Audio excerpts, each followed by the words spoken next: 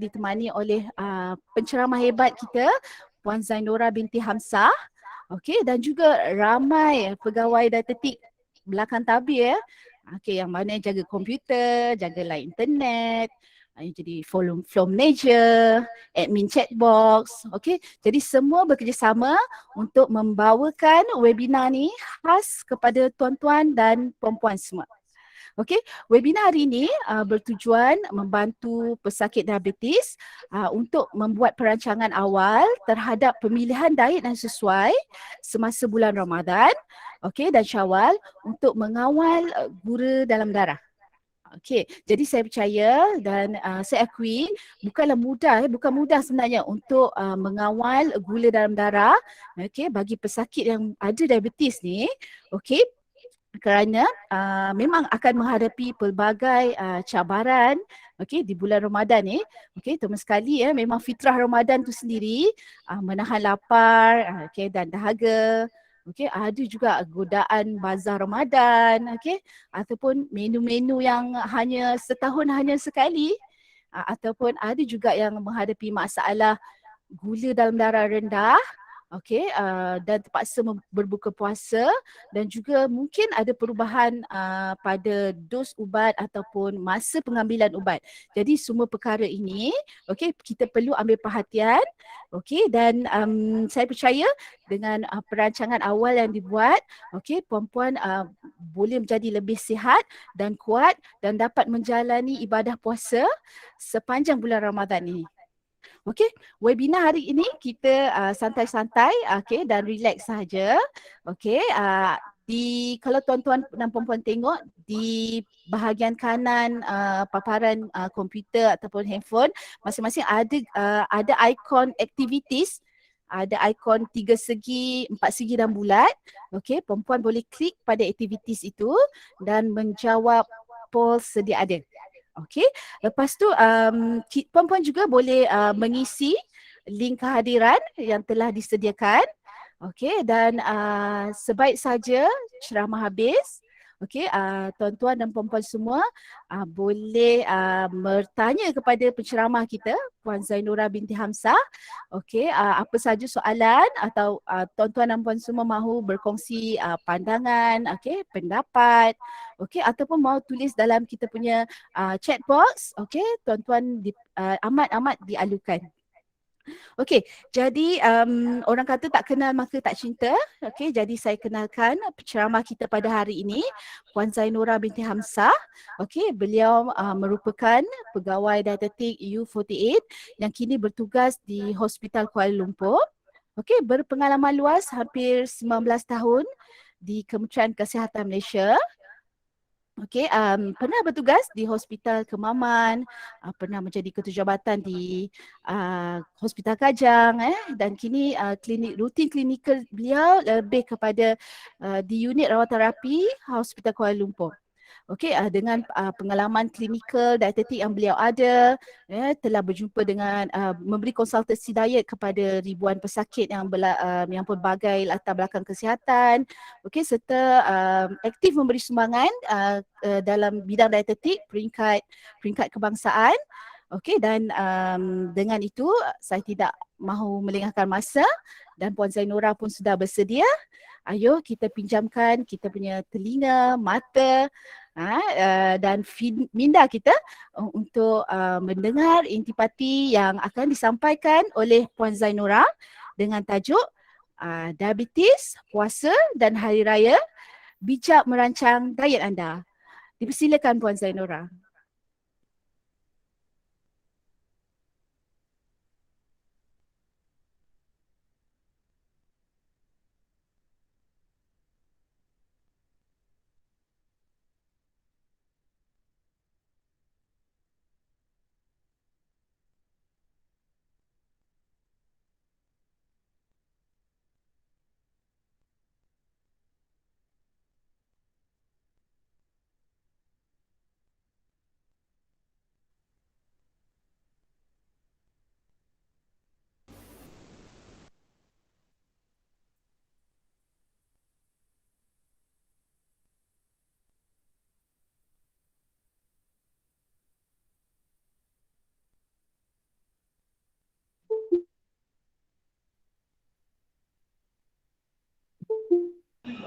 Assalamualaikum warahmatullahi wabarakatuh.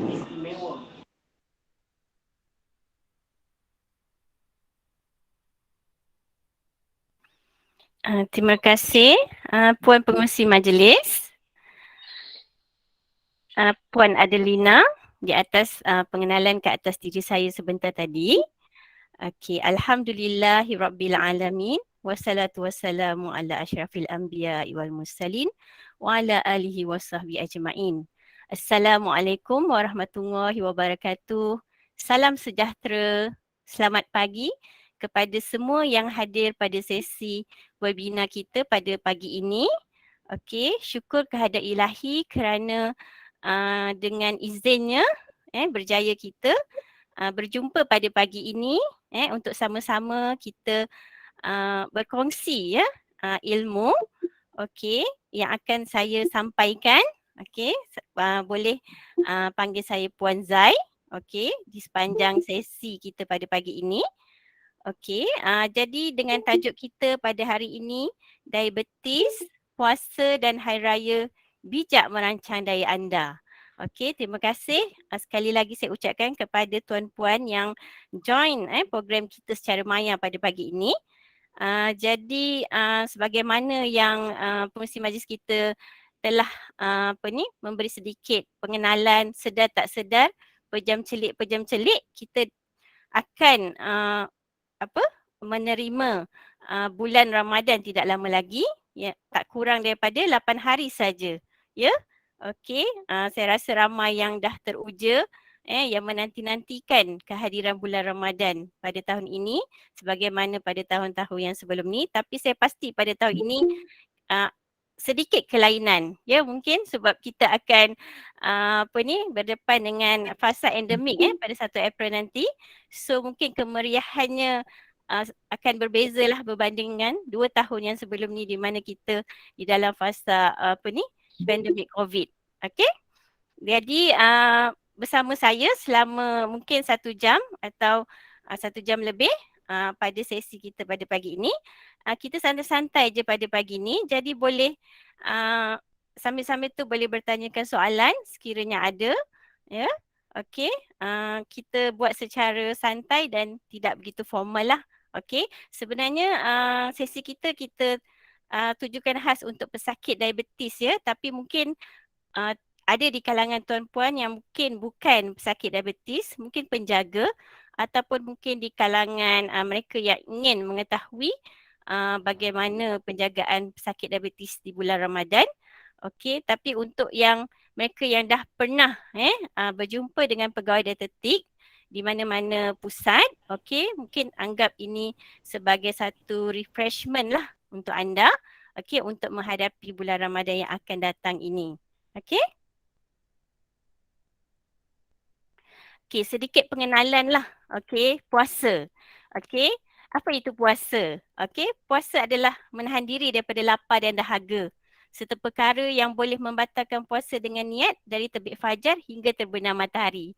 Ni macam kita ulang kaji baliklah sedikit pengertian puasa tu. Wahai orang yang beriman, difardukan ke atas kamu puasa, iaitu di bulan Ramadan sebagaimana diwajibkan ke atas orang sebelum kamu bertakwa. Surah Al-Baqarah ayat 183. Daripada surah Al-Baqarah juga ayat 184. Puasa yang diwajibkan itu adalah beberapa hari yang tertentu, maka sesiapa di antara kamu yang sakit atau dalam musafir, bolehlah ia berbuka. Kemudian wajiblah ia berpuasa sebanyak hari yang dibuka itu pada hari-hari yang lain, dan wajib atas orang-orang yang tidak berdaya puasa kerana tua dan sebagainya membayar fidyah, iaitu memberi makan orang miskin. Maka sesiapa yang dengan sukarela memberikan bayaran fidyah lebih dari yang ditentukan itu, maka itu adalah satu kebaikan. Dan walaupun demikian, berpuasa itu lebih baik bagi kamu daripada memberi fidyah kalau kamu mengetahui. Jadi kita buat persediaan untuk berpuasa dari segi segalanya, iaitu dari segi rohani, dari segi fizikal, mental dan juga emosi, ya. Apatah lagi sekiranya kita adalah pesakit diabetes. Okey, jadi banyak persediaan yang kita perlu lakukan selain daripada memikirkan menu apa yang nak kita buat masa berbuka, ya. Menu kuih raya mungkin dah tergambar dah di fikiran kita apa yang nak dibuat pada tahun ini.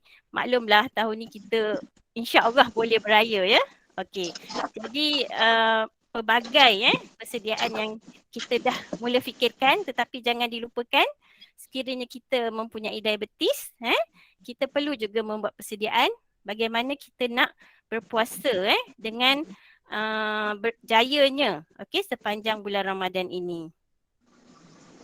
Okey, sedikit isi kandungan sepanjang sesi kita pada pagi ini.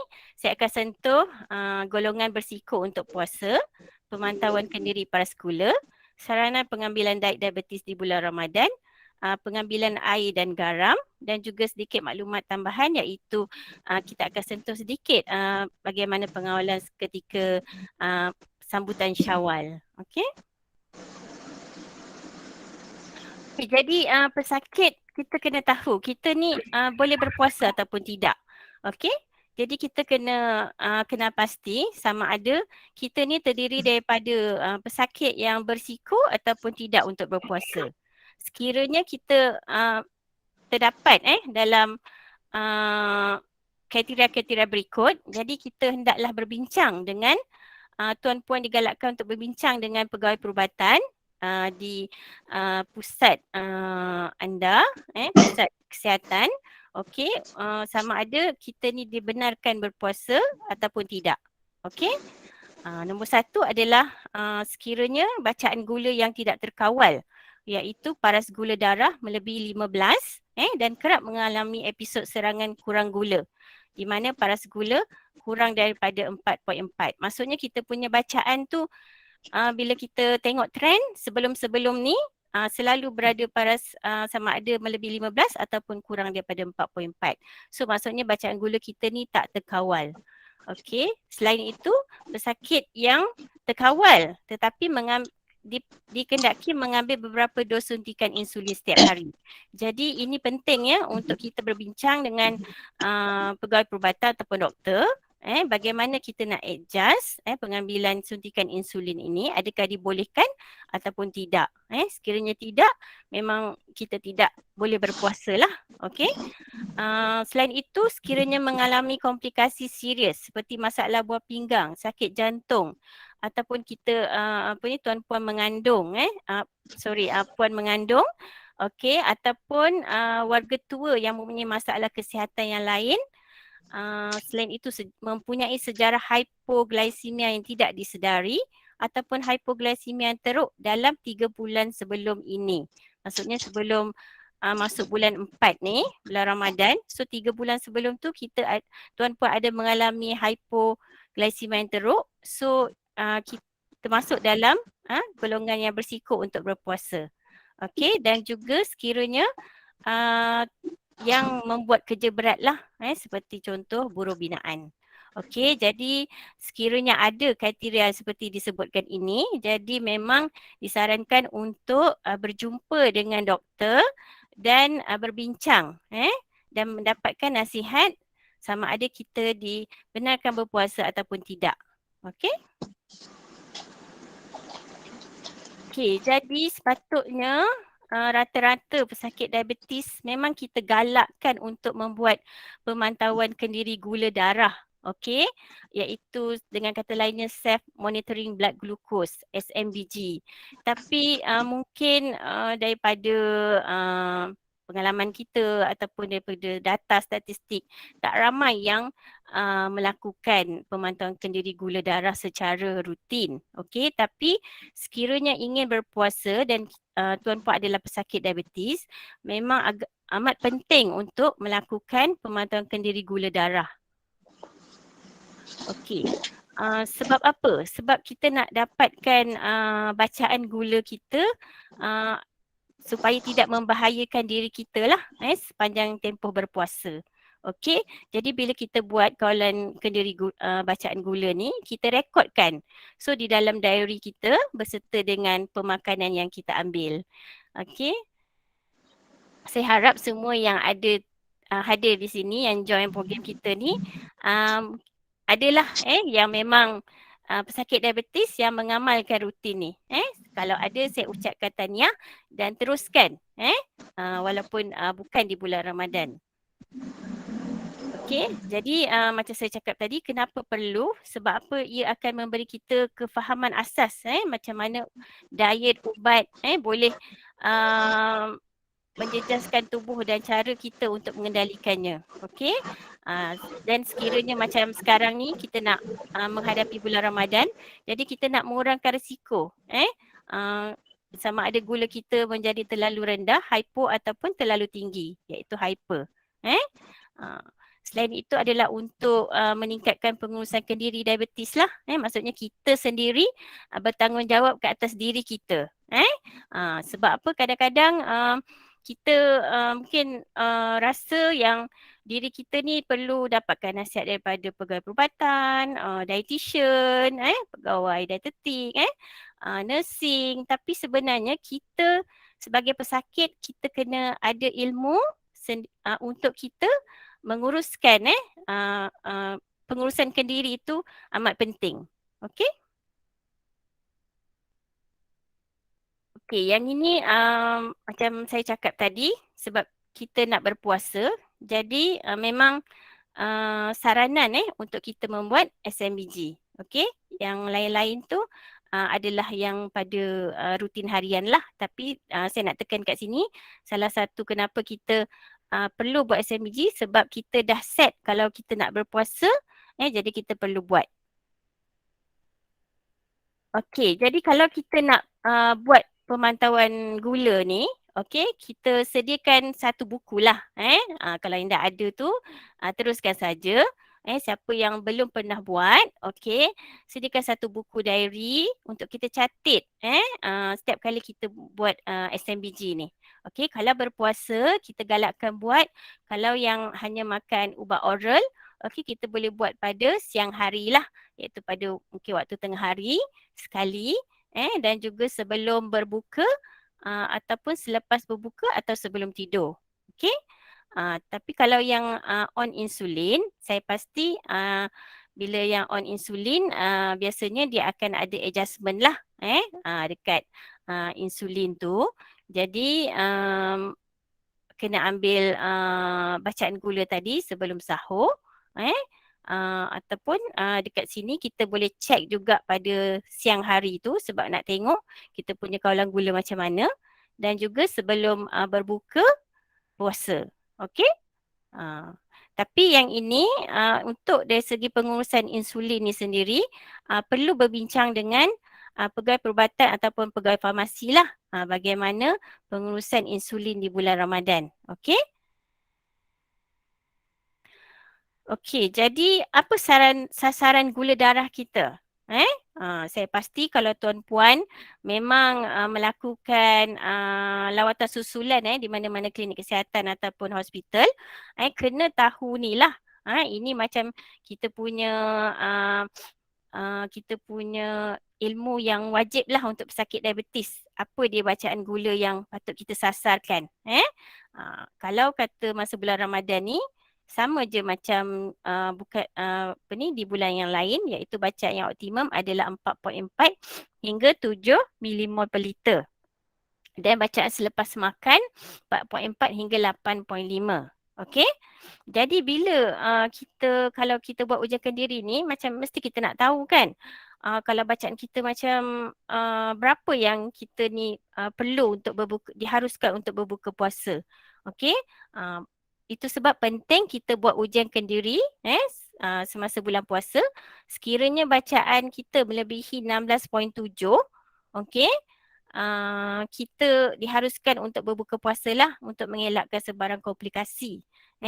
Dan juga bacaan yang kurang daripada 3.3 ataupun sekiranya tuan-puan ada mengalami simptom-simptom hypo, rasa tak sedap badan, rasa tak sihat, mungkin demam ataupun rasa macam ada rasa tanda-tanda hypo macam menggigil, tangan tergetar-getar, macam rasa macam nak pengsan, okey. Jadi masa tu walaupun ada tuan-puan tidak membuat ujiankan diri tu, juga digalakkan untuk berbuka puasa lah sebab kita pun tak pasti. Jadi boleh diharuskan untuk berbuka puasa. Okey. Dan juga mungkin juga dia macam sasaran tu kadang-kadang mungkin sedikit berbeza tu bergantung kepada keadaan anda dan juga perkara ini selalunya akan dibincangkan dengan doktor anda lah. Okey. Jadi sebelum saya masuk kepada topik kita punya main topik lah pada hari ini. Semua okey ke? Semua mute kan? Mike, kalau ada sebarang pertanyaan boleh tanya. Jadi kita akan masuk pada main topik kita pada hari inilah, iaitu saranan pengambilan diet diabetes di bulan Ramadan. Okey? Habis. Okey, kalau kita masuk bulan Ramadan, situasi yang selalu di bulan Ramadan ni kita boleh nampak kan, selalunya lambakan makanan lah. Especially kalau minggu pertama bulan Ramadan tu, semua kita rasa nak makan, betul tak? Okey, so masa tu, masa berbuka puasa tu kita dah fikirlah nak makan apa.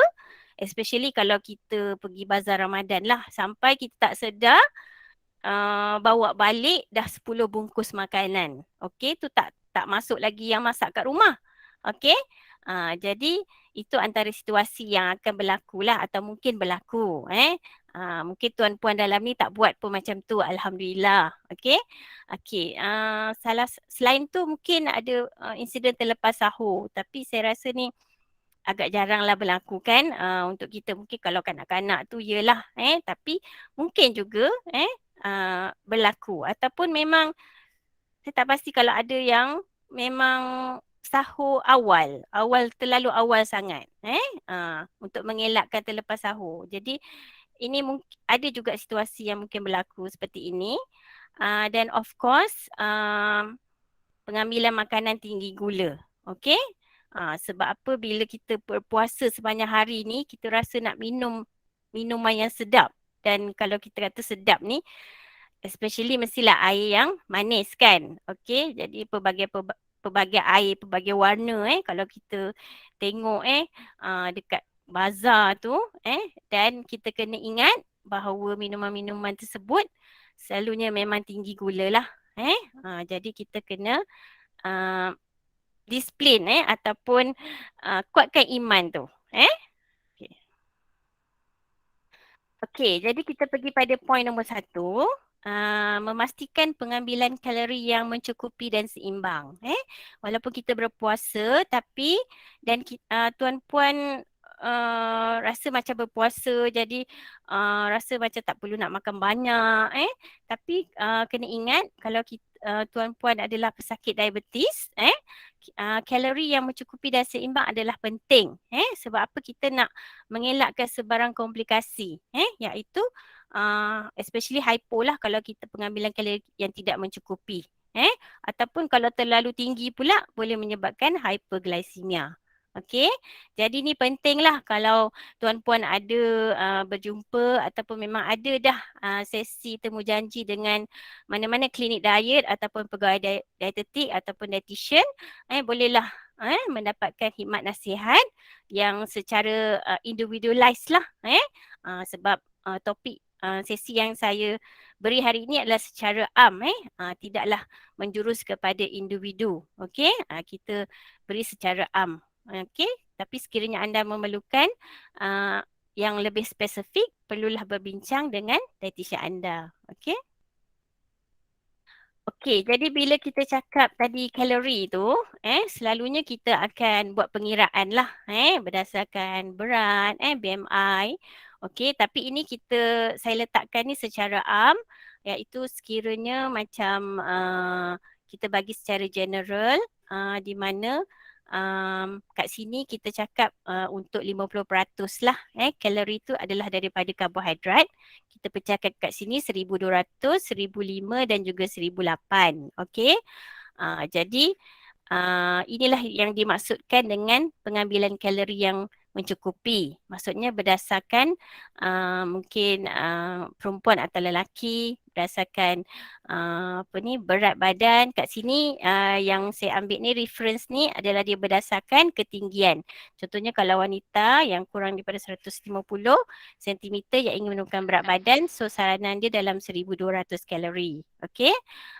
Dan kalau wanita yang ingin mengawal berat badan pula 1500 tapi sekiranya berketinggian lebih 150 dan ingin menurunkan berat badan, kita boleh sarankan juga 1500.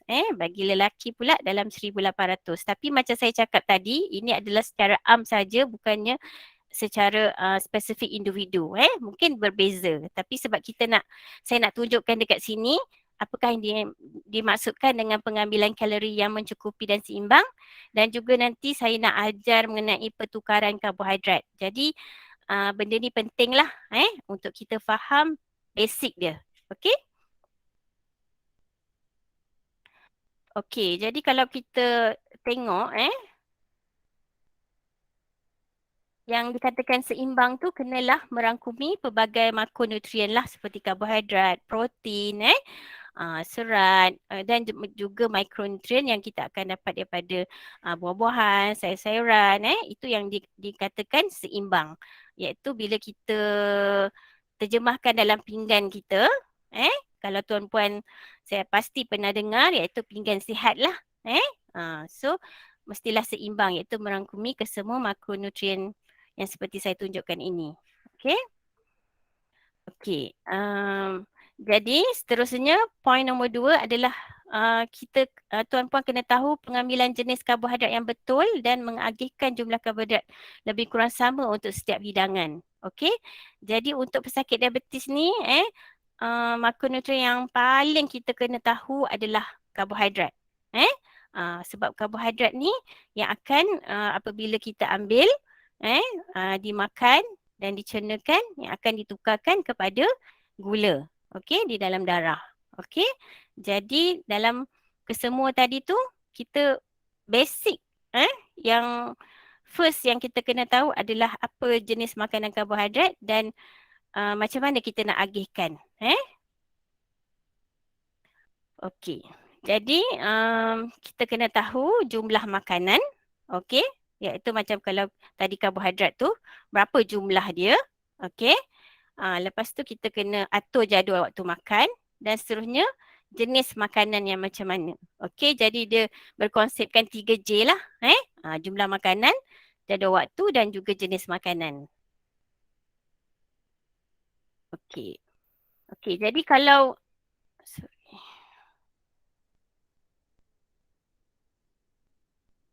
sorry luar.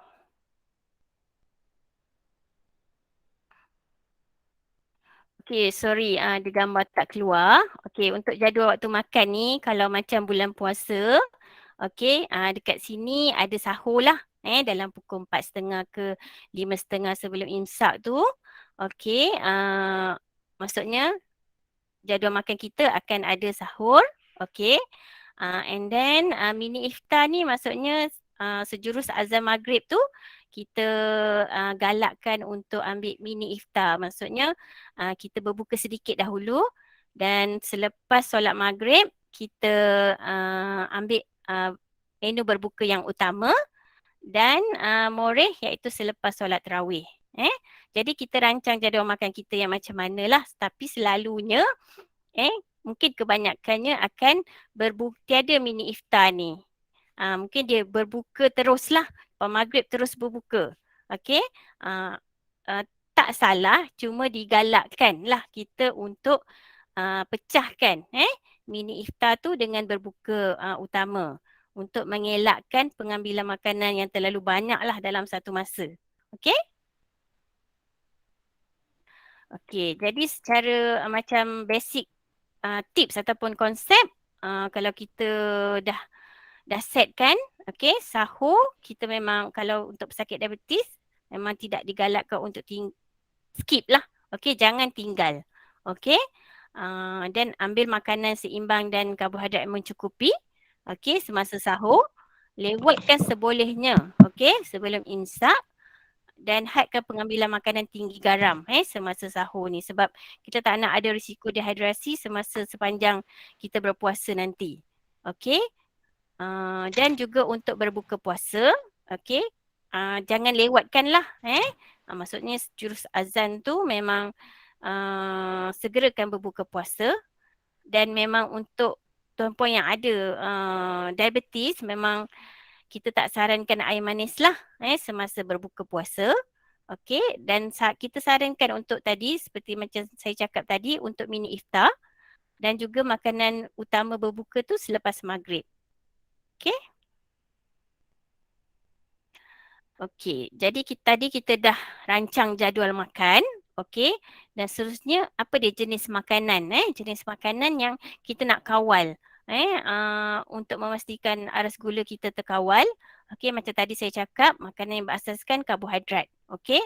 Okey, jadi makanan yang berkarbohidrat ni seperti apa? Bijirin. Okey.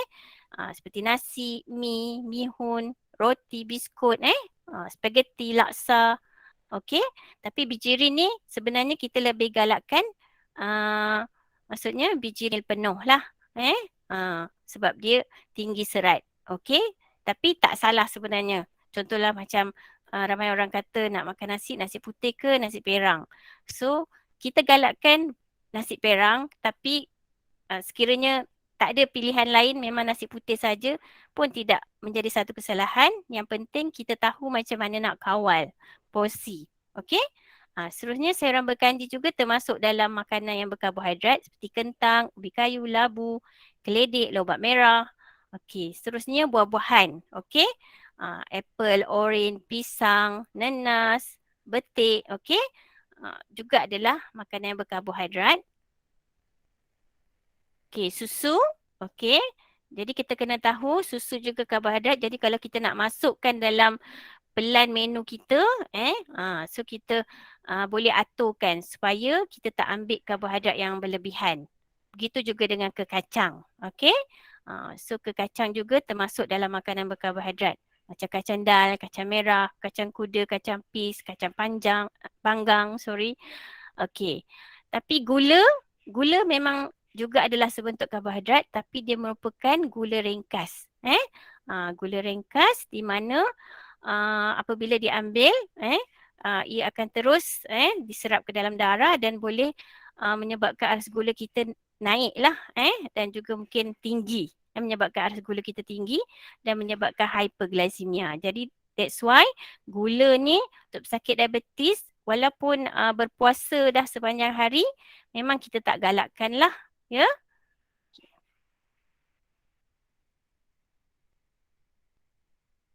Okey, jadi kita pergi balik pada slide yang awal tadi sebab kita nak pergi pada poin jumlah makanan. Okey, jadi macam mesti tertanya-tanya macam mana apa yang dimaksudkan dengan jumlah makanan dan apa yang dimaksudkan dengan agihan tadi. Maksudnya kalau kata saya ambil contohlah untuk yang 1200 kalori sehari. Maksudnya kalau nampak dekat bawah tu jumlah karbohidrat agihan dia adalah 10 pertukaran lah. 10 pertukaran.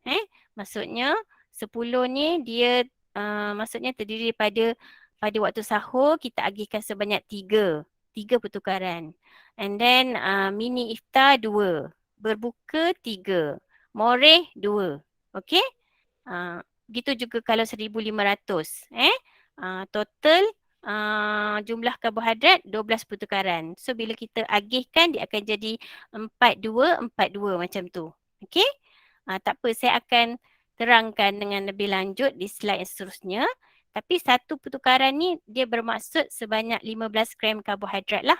Okey? Okey. Jadi inilah yang dinamakan dengan satu tukaran. Okey? Maksudnya bersamaan dengan 15 gram karbohidrat. Maksudnya kalau tadi kita cakap nasi ni setengah cawan bersama dengan satu tukaran. Okey. Jadi kalau kata dekat sini sahur, kita letak kat sini 3 kan? 3. Okey. So kalau kita makan nasi ni satu cawan, so kat sini dah dapat 2 pertukaran. Okey, faham? Okey. Bila 2 pertukaran, so kita ada extra lagi 1 lah. Sebab tadi kita letak 3 kan, agihan tu. Jadi 1 tu kita boleh ambil daripada kumpulan makanan yang lain. Okey? Sebab yang ni nasi ni kita punya makanan utama. So biasanya sahur kita akan makan nasi dan juga semasa berbuka. Ataupun kumpulan karbohidrat yang lain lah. Tapi biasanya nasi kan. Okey? Jadi saya tekankan dekat nasi lah. Okey? Dia bersamaan dengan satu sendok. Kalau tengok dekat pinggan ni, macam ni lah. So kalau pinggan kita banyak ni, so nasi ni macam satu sendok, so baru satu pertukaran. So kalau 2 sendok, 2 pertukaran lah kat sini. So kalau kita makan sahur, 2 pertukaran kat sini, so kita ada extra lagi 1. Mungkin nak ambil apa kat sini? Apa ni? Mungkin ada yang sahur pun dah makan kurma kan? So dia boleh ambil lah 1 kedua biji kurma dekat sini untuk cukupkan jadi 3. Ataupun nak minum susu. Okey? Kalau susu 1 gelas tu dah kira 1 tukaran lah. Okey? Tapi kalau macam ni, so ni dah lebih lah ni. Ni dah nasi 5 sendok So kalau tengok tadi 1,200 kita hadkan 3 aja. Okey, kalau yang 1,005 pun 4. Okey, jadi kalau yang ini memang dah lebih lah. Mungkin ada yang sahur nak makan banyak sebab takut nanti lapar kan masa berpuasa. Tapi ini dah lebih dan boleh menyebabkan aras gula meningkat lah. Masa kita tempoh berpuasa tu. Nanti last kita pun tak dapat berpuasa sebab bacaan gula dah tinggi. Okey. Jadi kita kena bijak lah untuk merancang diet kita supaya kita nak berpuasa ni. Okey, kita dah aim matlamat kita nak, kalau kita ni sakit diabetes kita nak puasa penuh juga. Jadi kita kena buat perancangan. Buat perancangan, disiplin dan juga dapatkan khidmat nasihat sekiranya tidak pasti. Okey? Okey, tadi nasi. Okey, bagaimana pula dengan kumpulan makanan yang lain? Okey, macam roti. Okey, biskut, oats. Okey, ketiau, bihun, mi kuning. Okey, mungkin putu mayam. Okey, so tadi maksudnya setengah cawan nasi bersamaan dengan 1 keping roti. Bersamaan dengan 3 keping biskut. Jadi mungkin ada yang tak lalu nak makan nasi pada waktu sahur. Okey, ataupun selalunya waktu berbuka. Kita ada pilihan menu yang pelbagai. Mungkin daripada ketiau, mihun, mi kuning. Kan? Okey, jadi kita walaupun bukan nasi tapi kita masih mengikut porsi yang kita dah tetapkan. Okey, contohnya macam sahur tadi kita nak makan roti, kita ambil 2 keping. So dah 2 pertukaran kat situ. So macam sahur tadi kita agihkan, kita kata kita letak 3. So kita dah makan 2 keping roti putih, so ada balance 1 lagi. Okey? Ataupun memang kita nak makan roti putih ni 3 keping. Okey? Sebab kita tak ada pilihan lain nak makan. Maksudnya kita tak ada minum susu ke apa. Jadi, so masih dalam saranan yang kita dah tetapkan lah. So tak ada isu kat situ. So biskut akan jadi macam 9 keping lah. Kalau untuk sahur, kalau kita dah letak 3 pertukaran kat situ. Dengan syarat kita tak adalah dah makan biskut, lepas tu nak makan 9 keping dah makan biskut, lepas tu tiba-tiba nampak roti nak makan roti pula. So dah jadi berlebihan sekiranya kita dah target dekat sahur tu 3 keping. 3 pertukaran saja. Okey? Samalah kalau macam berbuka puasa, kita ambil bihun ni 1 sendok. So kita tadi, kalau ingat tadi, berbuka tadi, kita pun letak 3 juga. Kalau yang untuk 1,200 kalori ya. Okey, so kita boleh ambil bihun ni. Kalau kat sini 1 sendok, so kita ambil 2 sendok. So ada 2. So balance lagi 1 tu mungkin dekat kurma ataupun buah lah. Sebab dia juga adalah makanan yang berkarbohidrat. Jadi jangan lupa pula, maksudnya yang kita dah agihkan tu, 3 tu dia merangkumi semua kumpulan bijirin tadilah yang saya tunjukkan tadi, yang ini. Maksudnya bijirin, sayuran berkanji, buah-buahan, susu ke kacang, okey? Termasuk dekat sini. So jangan macam fokus dekat sini aja. Sampai lupa yang tiba-tiba ada ubi kentang ataupun ubi kayu, kan? Kita ambil tapi tanpa kita masukkan dalam kiraan kita tadi tu. Okey? Buah-buahan, okey? Susu, ke kacang, tiba-tiba ada biasalah ada bubur kan, bubur kacang lah apa, tapi kena ingat bubur ni, pengat-pengat ni selalunya manis lah. Melainkan yang ada buat sendiri dan buat modifikasi iaitu mungkin menggunakan artificial sweetener ataupun tidak yang tidak bergula, okey? Jadi kacang itu sendiri termasuk dalam kiraan karbohidrat tadi. Okey?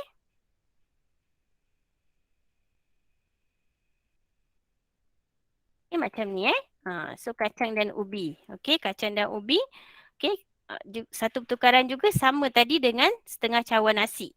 Okey, so kalau anda ambil ke kacang, perlu dikira sekali lah. Begitu juga dengan ubi-ubian. Okey. Kacang merah, kacang dal, kacang pis. Okey. Okey, susu dan produk tenusu. Okey.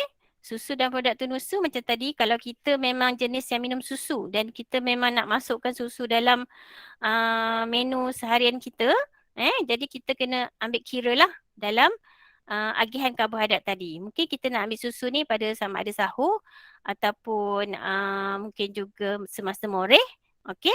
Jadi kalau tengok tadi kalau kita ingat agihan tadi yang kita letak pada moreh tadi dua pertukaran karbohidrat. Jadi kat sini mungkin kita nak ambil 1 gelas susu atau dengan bancuhan susu tepung sebanyak 4 sudu makan. Okey. Jadi kat situ dah satu pertukaran lah. Okey. Jadi ada satu pertukaran lagi mungkin nak makan dengan kuih-kuih yang tidak manis. Selalunya kalau moreh ni kalau pergi solat tarawih dekat surau atau masjid tu ada je makanan kan. Banyak sumbangan ataupun memang disediakan oleh pihak surau atau masjid. Okey, jadi kita kena kawal lah kalau kita rasa balik rumah nak minum susu dekat surau atau masjid tu, kita kena tengok, buat pilihan yang bijak. Okey. Okey, seterusnya adalah buah-buahan. Okey, buah-buahan ni maksudnya kita kena pilih dan masukkan dalam agihan karbohidrat tu. Maksudnya kalau selalunya kita nak berbuka tu dengan kurma dulu sebab sunnah kan. Jadi kurma pun termasuk dalam agihan karbohidrat tu. So jangan nanti kita dah makan kurma, kita ambil buah lagi. Jadi dia akan jadi berlebihan dan boleh menyebabkan aras gula tinggi lah selepas makan. Okey, jadi ini adalah senarai pertukaran untuk buah-buahan. Okey, macam jambu batu setengah biji, okey, nanas 1 potong, betik 1 potong ikut panjang sudu lah. Panjang sudu seperti di gambar ni. Okey, tapi ialah bulan-bulan Ramadan ni elakkanlah buah-buahan tempatan sebab apa? Mungkin dari segi kita nak kawal bilangan tu mungkin agak sukar kan. Tapi lebih senang kalau kita ambil buah-buahan yang potong macam ni, lebih senang kita nak kawal dia punya sukatan tu. Okey? Apple, orange 1 biji, okey? Pear pun 1 biji, tapi kalau kita dah ambil kurma tadi 2 biji, okey, so buah ni tak adalah. So kita kena pilih sama ada nak ambil buah ataupun kurma semasa berbuka tadi. Okey?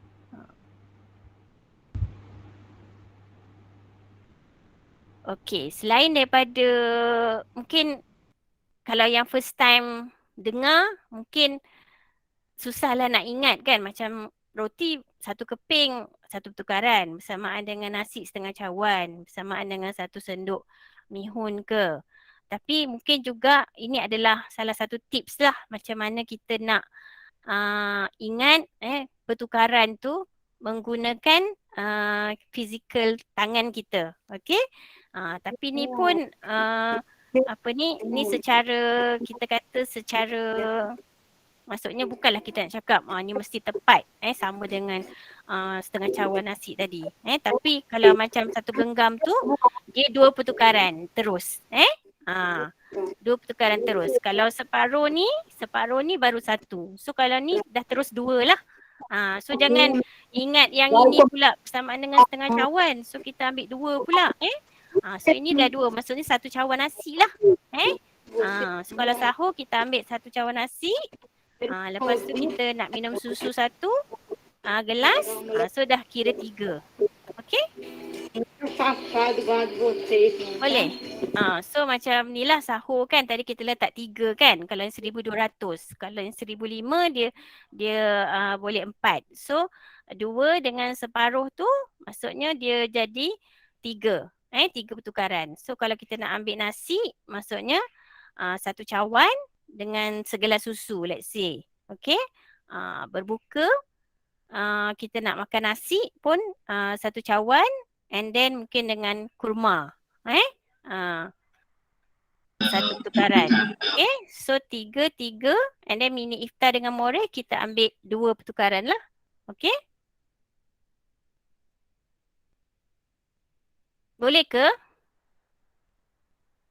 Boleh ikut tak?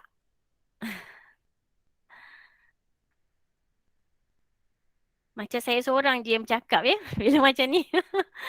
Sebab saya tak nampak sebenarnya audience. Okay. Boleh Puan. Boleh. Boleh Puan. Okay. Boleh. Terima kasih. Okay.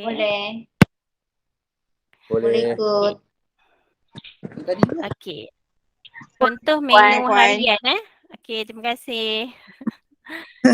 Okay, contoh menu harian bulan Ramadan. Okay. Mungkin yang ni kita cuba terjemahkan tadi. Berdasarkan agihan tadi. Kepada contoh menu lah. Okay. Yang ini dia mula dengan berbuka puasa. Tak apalah saya mula daripada bawah lah boleh. Sebab saya suka mula daripada sahur tu. Okay. So katalah sahur kita bangun pukul 5 pagi tu. Jumlah pertukaran dia adalah dalam tiga lah. Kita letak 3 kat situ 3 untuk 1,200. Okay, jadi sahur tu kita ambil dalam 1 ke 1,5 cawan nasi. Okay. Dan sahur ni kita galakkanlah untuk pengambilan dia macam kita makan tengah hari. Sebab kita ambil pemakanan yang seimbang tadi semasa sahur. Untuk membolehkan kita berpuasa lah. Kita berjaya berpuasa. Jadi kita galakkan untuk ambil sahur yang seimbang. Tapi dia rekod boleh tengok memang Okey. 1 ke 1,5 cawan nasi. Okey. Atau mi atau mihun atau pasta. Dan untuk seimbangkan, untuk jadikan pinggan kita sihat. So kita kena ada protein lah. Komponen protein iaitu 1 butir ayam, ikan, daging atau telur atau tahu. Dan juga sayuran berdaun hijau lah. Sayuran berdaun hijau ni kalau ikut konsep kita punya pinggan sihat, 1 cawan ataupun bermaksudnya separuh pinggan. Okey, separuh daripada pinggan kita. Okey.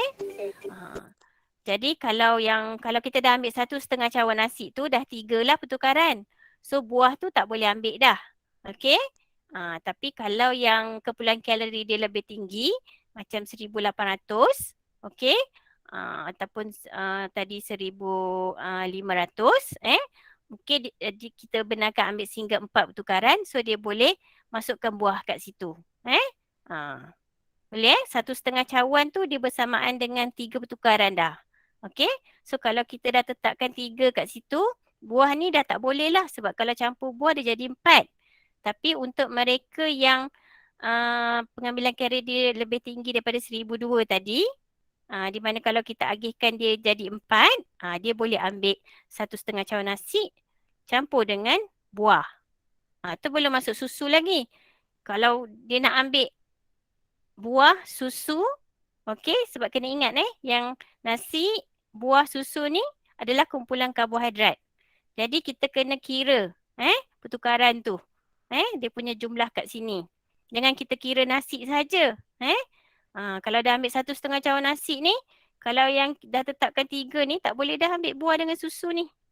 So kita kena bijak aturkan lah. Kalau kita nak ambil susu, contohnya kita memang nak bagi, ada orang nak bagi tahan puasa tu nak minum susu kan. Okey, dan juga untuk pastikan kumpulan pengambilan kalsium cukup. Okey. Jadi kita ambil 1 cawan je lah. 1 cawan nasi. So baru 2. So boleh tambah dengan 1 gelas susu. So dah 3. Untuk mereka yang keperluan yang tinggi sikit kalori, yang dia boleh sampai 4 tu, so dia boleh tambah buah. Okey? Boleh ya? Okey, dan pemakanan tu kena seimbang lah untuk membolehkan kita ni mendapat cukup lah nutrien walaupun berpuasa. Okey? Jadi kalau kita pesakit diabetes, memang kalau boleh kita amat kena ikut saranan ni untuk membolehkan kita berpuasa lah, dapat berpuasa dengan jayanya. Okay, kalau tak nanti takut nanti sama ada kita ada risiko lah, sama ada hypo ataupun hyper kalau terlebih ataupun memang kita tak larat nanti nak berpuasa. Okay. Okay, seterusnya adalah ni agak sikitlah jadual ni. Okey, lepas sahur so kita berbuka puasa kan. Kalau berbuka puasa yang mini iftar. Okey, ramai tak yang kat sini yang buat mini iftar? Ke terus berbuka je? Boleh ada tak yang audience nak share dia selalunya buat macam mana? Terus berbuka puasa? Ataupun ada buat mini iftar? Terus Terus buka puasa. Terus buka puasa. puasa kan. Sebab mungkin nak kejar nak pergi solat tarawih pula dekat surau kan. Kat masjid. Sebab atas meja dah banyak makanan. Atas meja dah banyak makanan Tak sabar dah nak makan kan. Okey. Iman tergugat. Okey. Tak apa, tapi walaupun cara macam mana pun yang kita pilih, memang kita sarankan untuk mini iftar terlebih dahulu. Tapi kalau rasa macam memang tak dapat nak elak, okey, kita masih kena tak boleh lebih daripada jumlah pertukaran yang kita dah agihkan kat situ ya. Okey. Maksudnya kalau kita letak 3 kat situ untuk menu berbuka utama, so 3 ke 4 sebab kita dah tambah dengan mini iftar tu kan. Okey.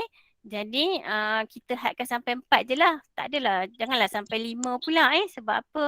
Kita bagi tadi selang tu supaya kita boleh ambil lebih sikit. Tapi kalau kita dah gabungkan, kita takut pengambilan tu dia jadi banyak at one time. Okey? Jadi kita ambil 1 ke 1,5 cawan nasi juga.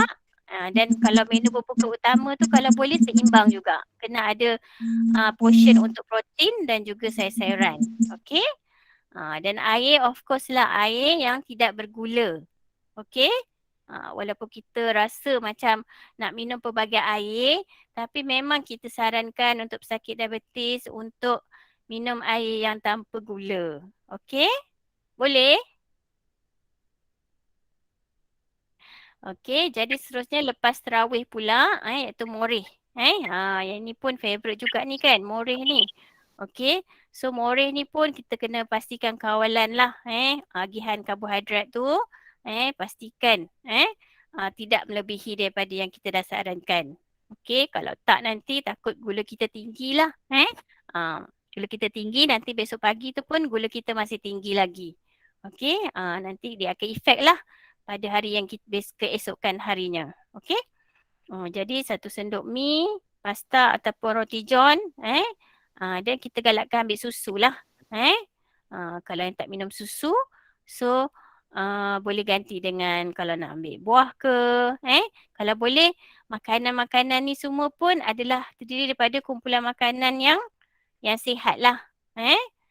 Yang sihat, yang kurang minyak, yang kurang lemak, kurang garam sebab kita nak kawal juga kadang-kadang memang kita utama kat sini adalah untuk pengawalan diabetes, tapi kalau yang ada juga komorbid yang lain seperti darah tinggi, sakit jantung, jadi selain daripada kawalan karbohidrat, kita juga kena kawal apa tu, makanan seperti tinggi garam, tinggi lemak, tinggi minyak, okey, ataupun tinggi kalori. Okey. Okey, jadi kalau kita nak pilih hidangan moreh tu, sebab apa moreh ni dia salah satu juga yang meriah. Jadi memang kita tadi macam saya cakap, elakkan yang tinggi gula, tinggi garam. Kalau ada buah, lebih kita galakkan. Kalau kita dah letak 2 hidangan kat situ, 2 pertukaran tadi, kita boleh ambil buah 1 ataupun kumpulan bijirin 1 dekat moreh kita, ataupun kita nak ambil susu. Okey? Okey, macam ni lah. Okey, selalunya moreh ni macam ada martabak ke, roti john. So, kita boleh, kalau bubur lambuk, kita boleh ambil lah dalam satu cawan macam tu. Untuk satu pertukaran. Tapi kita bagi tadi dalam 2 kan, 2 pertukaran. Okey. So, boleh ambil lah kalau tak nak ambil buah. Kalau kita nak ambil buah, kita ambil 1 cawan bubur lambuk dengan mungkin 1 biji buah. Sebab tadi masa berbuka tak ambil buah kan, kita dah makan kurma. So kita boleh tambah buah kat sini. Ataupun nak minum 1 gelas susu. Okay. Okay, jadi yang ni kita nak highlightkan balik pengambilan, awas untuk pengambilan gula ringkas. Maksudnya walaupun kita dikaburi, mata kita tu bukan dikaburi. Maksud saya macam pelbagai pilihan kan, hidangan minuman pada waktu berbuka. Jadi kita kena disiplinkan diri juga untuk tidak mengambil lah minuman-minuman yang tinggi gula ringkas. Sebab apa, kalau tengok kat sini tuan-puan, memang banyak dari segi bilangan sudutihnya yang kita tak nampak, yang kita panggil hidden sugar. Okey? Macam air bandung, dah 7 sudutih gula. Okey, jadi memang amat bersikolah kalau ada tuan-puan yang ada kencing manis, ambil. Jadi boleh meningkatkan gula dengan cepatlah dalam darah. Okey? Okey, begitu juga dengan minuman-minuman dalam botol, dalam tin yang ready to drink memang sangat tinggi hidden sugar. Begitu juga dengan gula dalam kuih muih. Saya pastilah memang banyak sangat kuih muih yang akan ada di bulan Ramadan ataupun yang memang kita nak buat sendiri kat rumah. Tapi kena sedar yang kandungan gula memang tinggi. Okey? Dalam kuih-kuih Melayu kita lah. Jadi kalau kita nak pastikan gula kita terkawal, memang kita kena elakkanlah daripada pengambilan kuih-kuih yang macam ni yang tinggi gula. Okey. Okey, seterusnya adalah pengambilan garam dan air. Walaupun macam tadi saya nak highlightkan sepanjang bulan Ramadan ni kita kebanyakannya mungkin akan kurang minum air. Tapi sepatutnya kita kena elak, kena pastikanlah kita pengambilan air kita mencukupi untuk mengelakkan masalah dehidrasi di masa bulan Ramadan. Okey. Jadi saranan garam ni kalau kita tengok saranan dia dalam ni kalau yang ada masalah tekanan darah tinggi lah. Maksudnya kita sarankan kalau macam ada diabetes, lepas tu hypertension, so kita 2 in 1 lah, kita kena jaga juga. So saranan dia dalam 1 sudut teh sehari. Okey.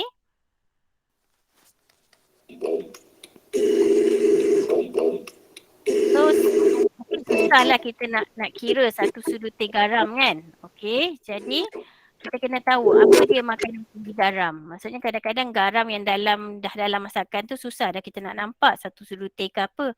Maksudnya tips dia kita dah makan makanan yang bermasak tu, tapi kita tak ambil dah makanan-makanan yang tinggi garam yang lain seperti makanan segera, macam kentang goreng, nugget, sausage ataupun mi segera. Tiba-tiba masa bulan Ramadan ni lah mengidam nak makan mi segera ke, Sebab macam puasa kan, nampak mi segera pun nampak macam sedap. Okey, jadi bila nak berbuka tu macam rasa nanti nak makan, nak masak mi segera lah. Tapi kita kena ingat yang makanan-makanan ni tinggi garam. Ataupun masa sahur, ada tak sempat sangat nak makan mi segera. Okey, so kalau dia tinggi garam, takut kita akan menyebabkan dehidrasi lah, sebab nanti masa berpuasa kita tak boleh minum air kan. Okey, snack seperti keropok lekor, keropok kentang, makanan diawet seperti ikan masin, ikan bilis, telur masin, ikan perkasam, makanan dalam tin dan juga udang kering. Selain itu bahan perasa tambahan lah, seperti kicap masin, serbuk perasa, cube, stok, budu, cencaluk. Ni juga akan meningkatkan pengambilan garam kita lah dalam diet seharian kita. Okay. Jadi selain daripada kita kawal garam, kita nak pastikan badan kita cukup hidrasi lah semasa bulan puasa. Jadi saranan masih sama juga, iaitu 8 gelas sehari.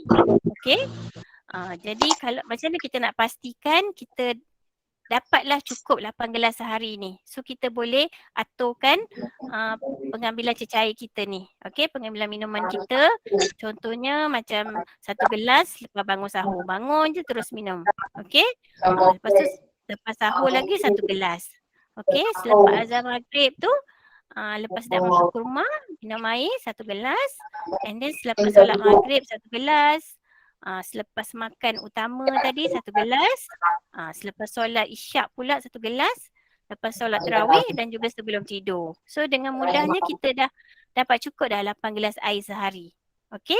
Jadi pastikan kita dapat cukup air supaya badan kita tidak mengalami dehidrasi lah, especially kalau sekarang ni cuaca panas ke masa bulan Ramadan, jadi takut nanti tak cukup air. Okey. Jadi ini macam highlight lagi sepanjang bulan Ramadan ni, pastikan minum air mencukupi, tingkatkan pengambilan serat, elakkan makanan tinggi lemak. Okey, more yang sebagai pengganti snack malam tu dibenarkan, tetapi kena semuanya kena masuklah dalam agihan karbohidrat tadi yang kita dah agihkan. Okey, dan juga pilihan jenis menu makanan yang dibenarkan lah, maksudnya yang tidak bergula, sama juga dengan semasa hidangan semasa berbuka puasa, maksudnya tiada makanan yang tinggi gula, elak makanan tinggi lemak, dan kalau boleh kita tingkatkan pengambilan serat sepanjang menu kita sepanjang tempoh bulan berpuasa ni. Sebenarnya sama je konsep dia dengan bulan tak berpuasa. Maksudnya bukan bulan Ramadan pun sepatutnya amalan dia sama. Cumanya selalunya kita akan highlight lebih masa bulan Ramadan ni sebab memang kita punya kebiasaannya memang menu tu dia berbeza sedikit.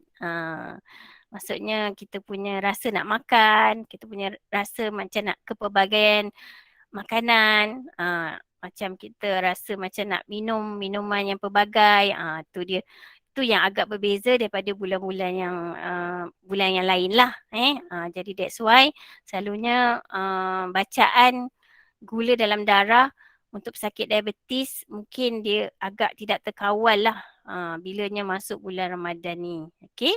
Jadi that's why tujuan kita buat topik ni untuk kita kita highlightkan balik, kita refresh macam mana kita nak bijak merancang menu semasa Ramadan. Okay. Okay. Rasanya saya dah habis untuk sentuh panduan ataupun saranan diet semasa bulan Ramadan. Tapi saya tambah sedikit beberapa maklumat tambahan yang merangkumi pengurusan hypoglycemia, aktiviti fizikal dan juga pengambilan makanan di bulan Syawal. Okey. Okey, untuk pengurusan hypoglycemia ni, dari segi definisi dia adalah bacaan gula yang kurang daripada 3.9 dengan atau tanpa tanda dan gejala. Dan selalunya berlaku pada mereka yang mengambil suntikan insulin lah. Okey. Tapi macam bulan Ramadan ni, maksudnya kadang-kadang juga dia kerap berlaku lah untuk mereka yang mungkin skip sahur ataupun pengambilan kalori yang tidak mencukupi. Jadi mungkin juga ada boleh berlakunya hypoglycemia ni. Okey. Tapi tadi kalau kita pergi pada awal-awal tadi, anda diharuskan berbuka tu pada bacaan 3.3 pada bila-bila masa saja bila anda cek. Tapi kalau kurang daripada 3.9 ni, sekiranya pada mereka yang ambil insulin dan dalam 1 jam pertama tu dah cek 3.9, juga digalakkan untuk berbuka puasa lah. Ataupun mereka yang dah memang ada tanda-tanda dah, tak buat pun ujian kendiri. Maksudnya tak cek pun gula sendiri, tapi dah ada tanda-tanda hypo. So itu pun kita haruskan untuk berbuka puasa lah. Tapi lepas tu kita boleh dapatkan confirmation ataupun dapatkan khidmat ataupun rawatan daripada klinik ataupun hospital yang kita yang memang kita di bawah rawatan susulan kita lah.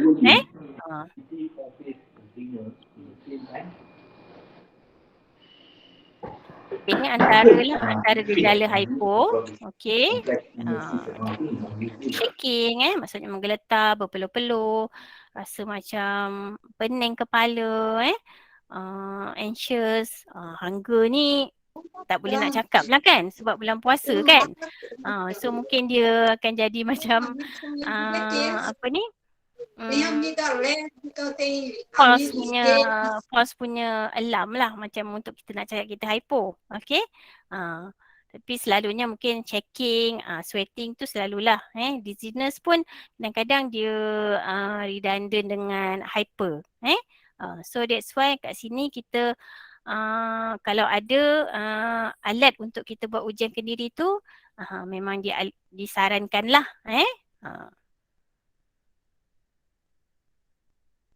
Okey, dan bagaimana kita nak atasi dia? Okey. So atasi dia dengan pengambilan sebanyak 15 gram karbohidrat iaitu satu tukaran dan tunggu 15 minit untuk kita cek balik kita punya aras gula. Okey, apa yang dimaksudkan dengan 15 gram karbohidrat? Okey. Sekejap ya. Ada gangguan suara ya. Okey, 15 gram karbohidrat tu maksudnya kita boleh refer dekat bawah ni 15 gram of glucose ataupun kita boleh ambil 3/4 cup air kotak, jus atau regular soft drink ataupun 3 teaspoon sugar ataupun 1 sudu makan honey. Okey.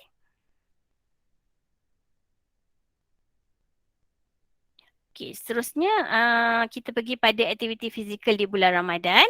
Okey, boleh ke tak kalau kita nak buat aktiviti fizikal di bulan Ramadan ni? Okey. Sebab kebanyakannya kita akan rasa macam tak larat lah. Tapi sekiranya kita ada niat nak buat ataupun memang kita dah set ataupun kita ni memang jenis yang buat aktiviti fizikal yang secara rutinnya, so tak salah sebenarnya walaupun berpuasa tapi kita masih lagi dibenarkan dengan syarat kita ni memang jenis yang memang sama ada regular ataupun kita punya bacaan gula tu terkawal lah.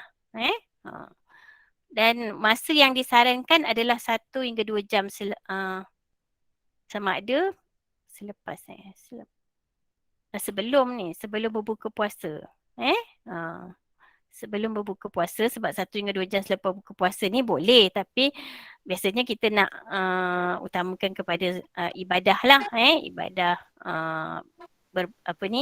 solat maghrib, sembahyang tarawih, tapi sebenarnya ibadah tarawih juga adalah salah satu aktiviti fizikal lah yang kita boleh anggap sebagai senaman juga. Sebab kalau kita buat uh, 20 rakaat ke, ada yang buat mungkin 8 rakaat.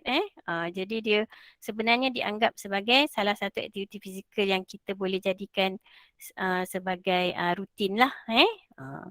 Tapi kita kena elakkan senaman yang agresif lah semasa berpuasa untuk mengelakkan risiko hypo. Dan juga hanya aktiviti ringan dan sederhana lah sebagai rutin. Okey, ni pun kalau boleh dapatkan nasihat dululah sebelum nak buat apa-apa aktiviti fizikal.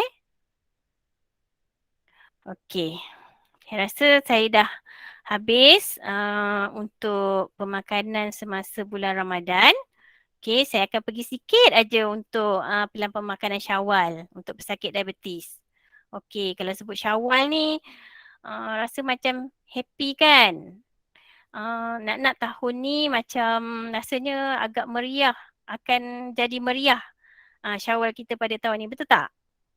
Ke rasa macam nak sambut macam tahun-tahun dulu, 2 tahun lepas je? Nak raya. Mesti semua nak raya kan, mesti tak sabar dah tahun ni. Mungkin dah plan dah. Tahun ni nak raya mana? Nak raya mana?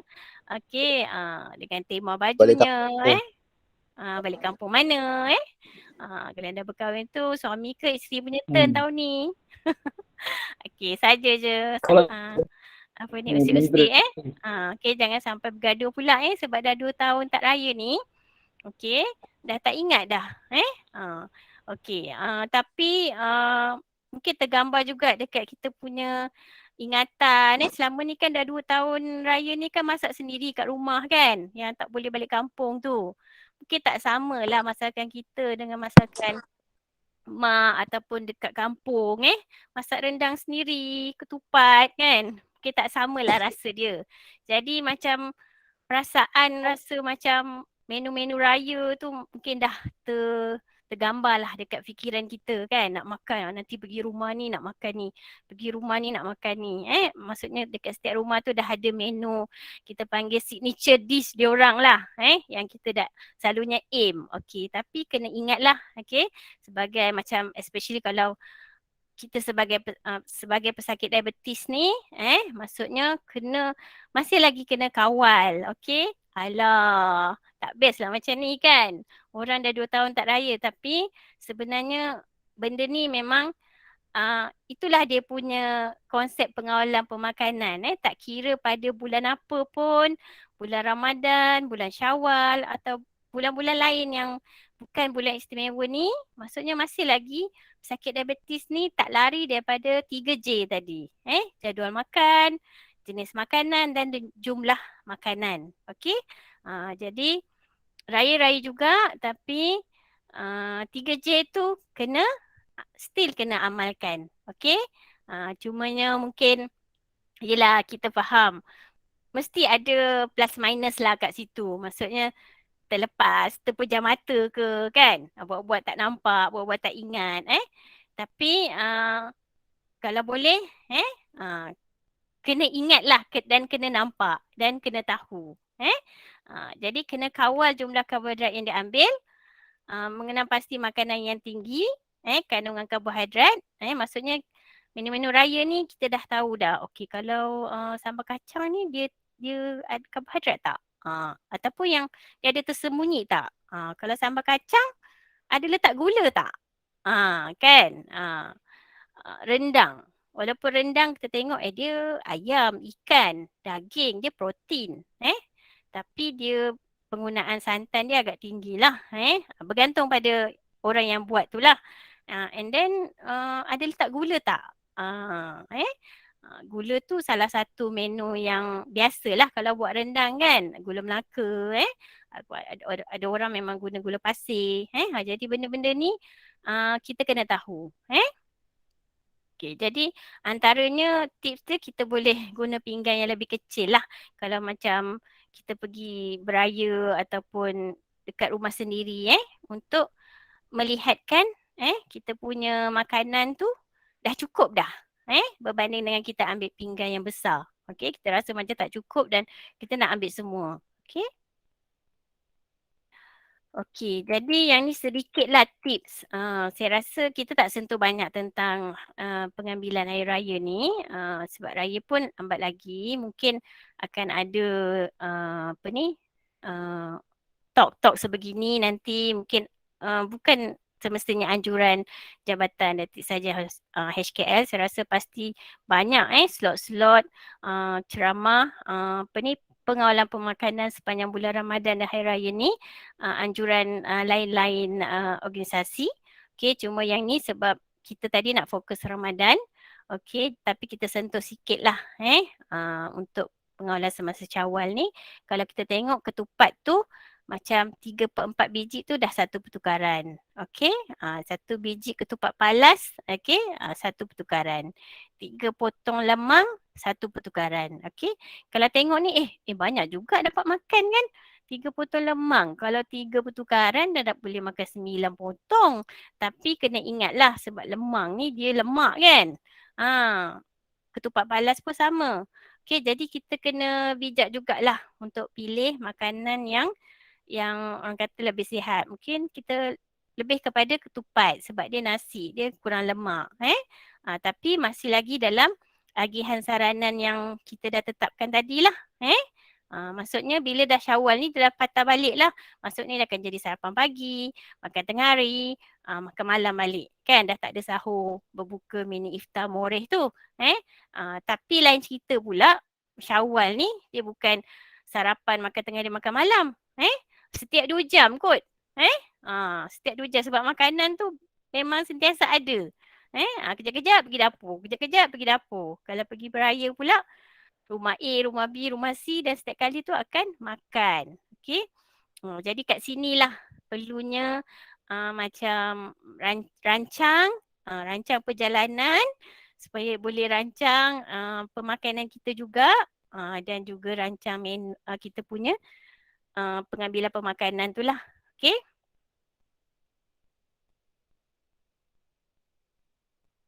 Okey, ni sedikit contoh lah.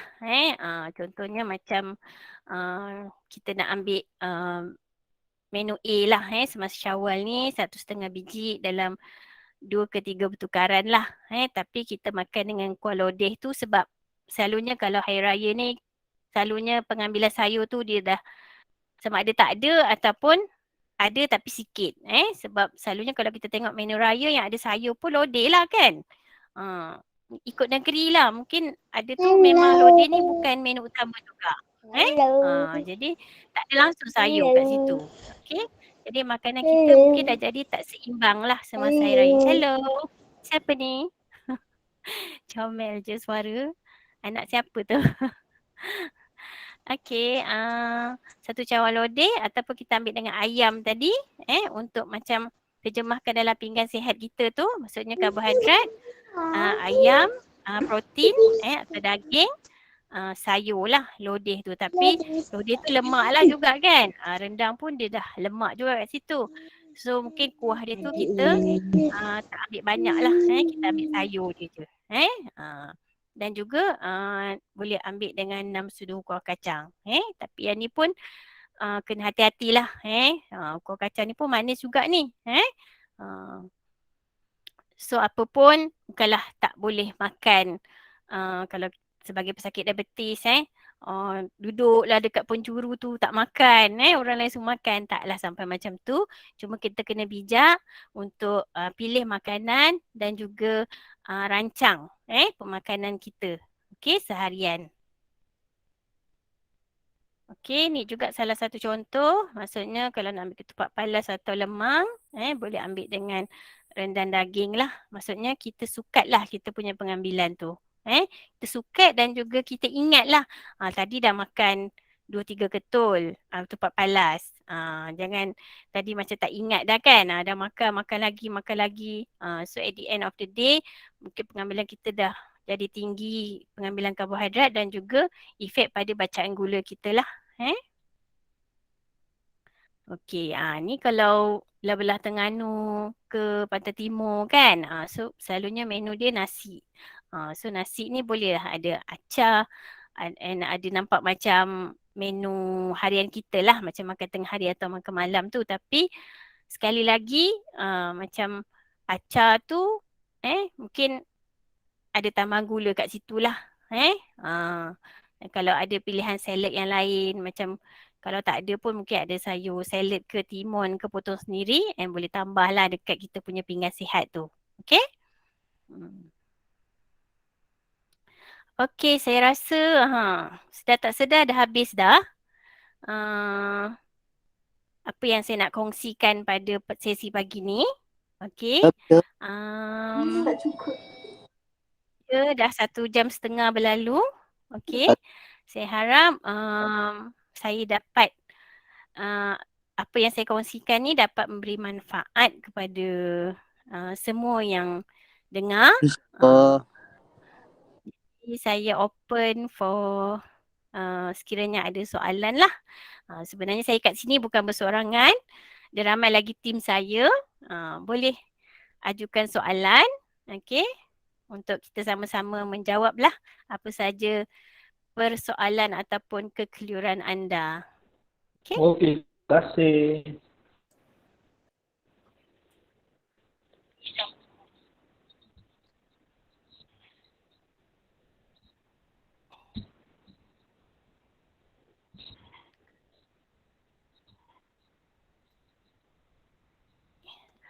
Terima kasih Puan Zainura atas perkongsian sebentar tadi.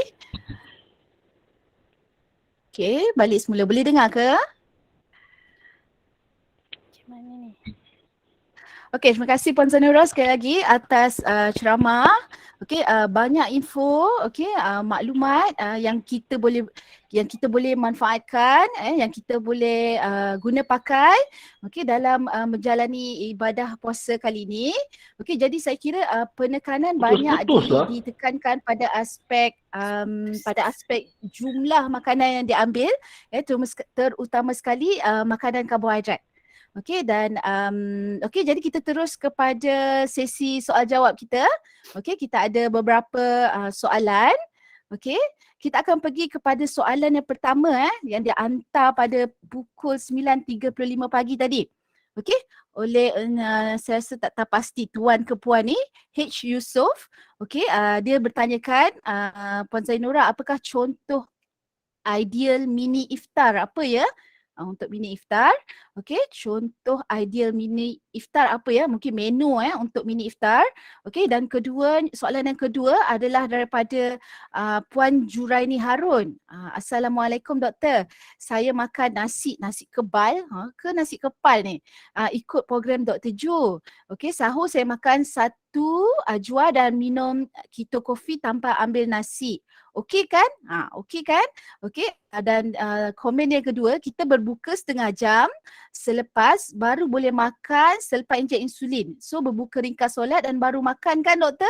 Saya tak pasti dia tanya ke apa tu. Okey, jadi Puan Zain nak jawab dua soalan ni ke ataupun nak terus dengan soalan yang lain? Saya jawab dulu. Terima kasih Puan Ad. Yang tadi tu adalah contoh menu ideal iftar lah. Betul. Okay, kalau nak ambil mini iftar, right? Betul.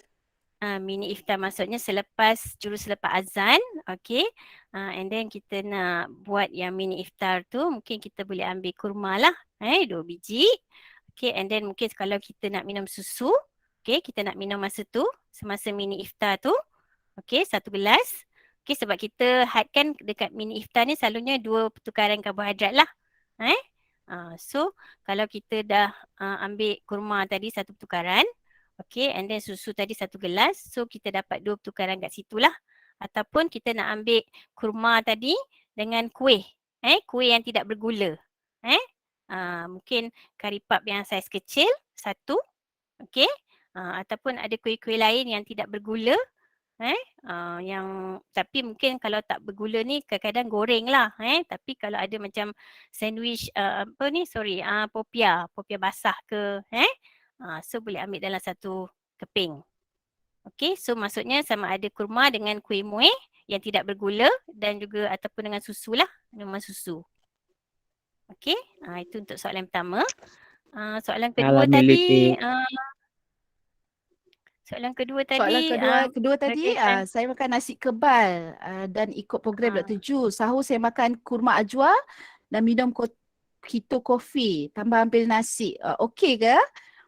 okey, Saya saya tak mikir pasti nasi kebal tu adakah satu hidangan yang memang saya rasa macam yang satu bertanyakan menakan soalan tu Daigo macam nama ada dia. join program lah kan so saya Satu tak pasti menakan apa yang Daigo dimaksudkan dengan nama nasi dia. kebal, tapi sepatutnya kalau sahur kita galakkan untuk ambil pemakanan yang cukup kalori dan juga seimbang. Macam tadi yang bertanyakan soalan hanya mengambil apa tadi minuman kafein non-kafein. Non-kafein sahaja tanpa mengambil nasi. Okey? Jadi kita takut kat situ berlakunya kekurangan nutrien lah. Sekiranya pesakit adalah pesakit diabetes, so kat situ tak ada proportion untuk karbohidrat, protein dan juga sayur-sayuran. Okey? Jadi hanya mengambil minuman, mungkin saya boleh consider suplemen lah. Jadi kita takut kat situ proportion makro atau mikronutrien tak cukup. So takut nanti sekiranya pesakit berpuasa, pesakit diabetes, so mungkin ada risiko lah untuk berpuasa, mungkin mengalami hypoglycemia. Hmm. Okay, Okey, untuk mungkin juga Puan soalan nombor Juraini 2. tadi boleh minta doktor rujukkan kepada pegawai dietetik lah untuk maklumat yang lebih terperinci dan jelas lah.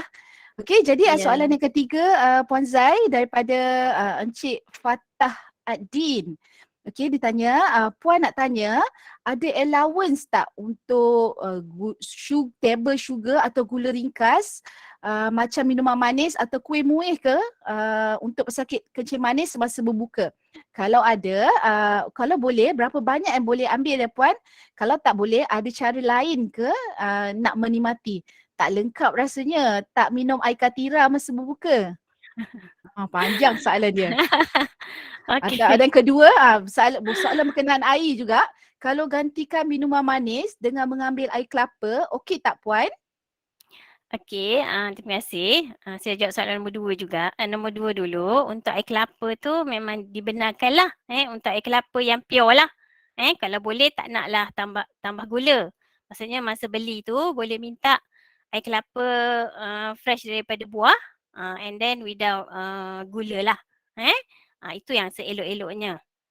Dan untuk soalan yang awal tadi tu, memang memang kita rasa macam tak lengkap lah, tak berbuka puasa tu, tak minum air manis untuk kalau kalau kita memang dah biasa. Tapi sepatutnya untuk pesakit diabetes, amalan ni dah sepatutnya kita dah establish sebelum bulan Ramadan pun. Maksudnya macam saya highlight tadi, kita punya kawalan ni sama je macam bulan-bulan yang lain. Cuma bulan Ramadan ni memang dia agak mencabar sebab pilihan tu banyak.